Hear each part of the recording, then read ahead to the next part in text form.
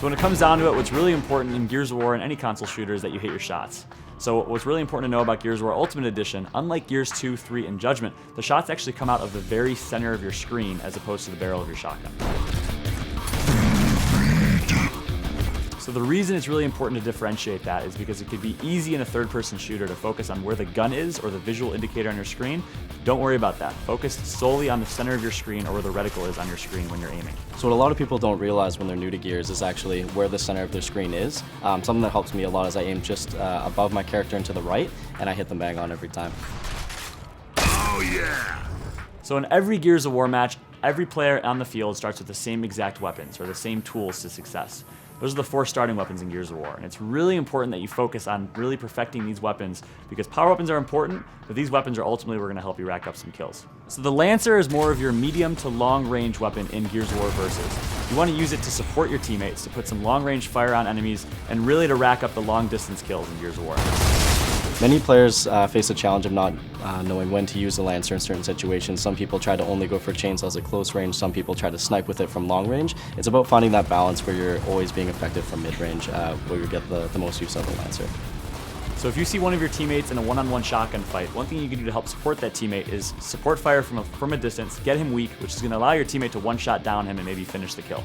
Another good example of when you use the Lancer is if you know you're playing against an opponent that is very aggressive with the Gnasher, you can actually play a very passive Lancer style of play behind cover, where you can spray them down as they're pushing you and really take advantage of their aggression. Next up, we have my favorite weapon and the most used weapon in Gears of War multiplayer history, the Gnasher. Oh yeah! The golden rule of the Gnasher is using the right shot at the right time, which is actually pretty difficult for new players to get used to. So the first way of firing is the blind fire. The blind fire is most effective at very close ranges, so as part of the golden rule, you only want to blind fire when you're close to medium distance with the Gnasher. Blind firing is all about feeling your shotgun and the way the shot's going to come out. That does take practice, but a couple things that you can do is, again, you can look over your right shoulder and you can try to line it up right in the center. And again, if you have any other tips for just trying to aim at the center of your screen, not so much where you think it's going to go when you're first starting to play Gears, but more just right at the center of the screen, that'll really help your blind fire game. Next up, we have the quickscope, which is most effective at medium range with the Gnasher.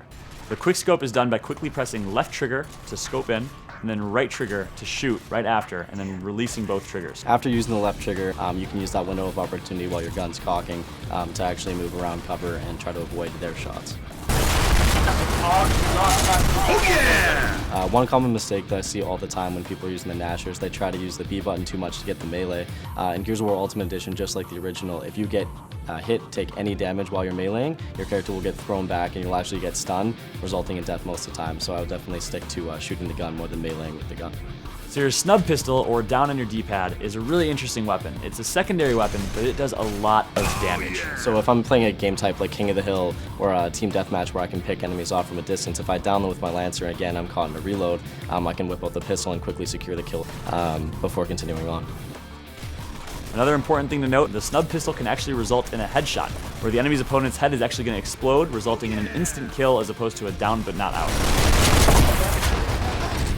So by pressing up on your D-pad, you actually have a smoke grenade. Every player in Gears of War spawns with a smoke grenade, which is the tactical aspect of Gears of War.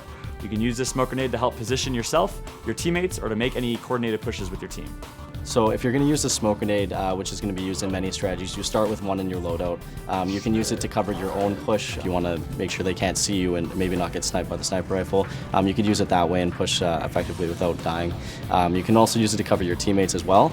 You can throw one on them while they're pushing, they're busy doing stuff, you can have their back that way. So don't forget that in Gears of War Ultimate Edition, the smoke grenade does not actually stun the opponent like it does in Gears of War 2, 3, and Judgment.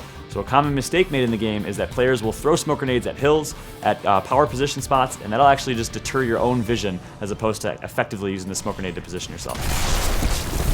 Smoke out!